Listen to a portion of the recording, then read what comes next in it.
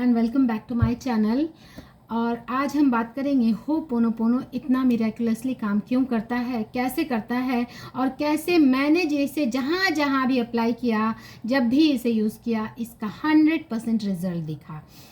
जो विटाले अपनी book zero limits में बताते हैं कि डॉक्टर हॉलिन जब मेंटल हॉस्पिटल में आए तो वो पेशेंट्स की फ़ाइल पढ़ते और फाइल को पढ़कर जब उनसे लोगों ने पूछा कि आप क्या कर रहे हैं, तो उन्होंने जवाब दिया मैं अपनी हीलिंग कर रहा हूँ। तो फिर लोगों ने पूछा कि अपनी हीलिंग क्यों? उन्होंने जवाब दिया कि शिकायत मुझे है तो हीलिंग की ज़रूरत भी मुझे है।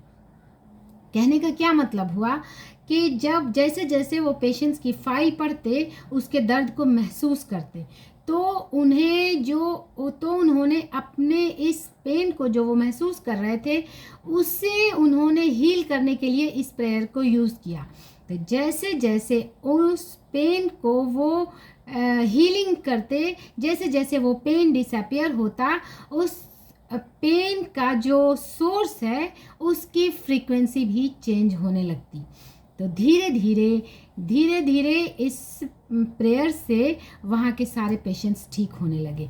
अब इसमें इसका क्या मतलब है कि 100% रिस्पॉन्सिबिलिटी लेना।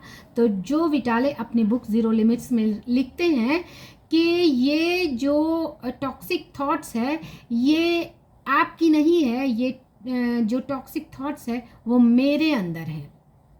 ओब्वियसली जैसे पेशेंट्स की फाइल वो पढ़ते तो वो सारी टॉक्सिसिटी जो उस पेशेंट्स के ने जो महसूस किया उसको वो फील करते, तो वो उसे हील करते। इसी तरह से हम अपनी लाइफ में जब किसी भी तरह की प्रॉब्लम्स इश्यूज जब हम फेस करते हैं तो उसे अपने हीलिंग करते हैं। हम इसमें ये नहीं देखते कि इसका सोर्स कहाँ है, किसने किया। जो इमोशंस हम फील कर रहे हैं हम जस्ट उसे डिज़ोल्व करते हैं, उसकी हीलिंग करते हैं। उसके लिए जब हम I am sorry, please forgive me, thank you and I love you जैसे जैसे हम बोलते हैं, वो नेगेटिव इमोशंस जैसे जैसे मेल्ट होता जाता है, वो सिचुएशंस जो है वो भी धीरे धीरे उसकी फ्रीक्वेंसी चेंज हो जाती है।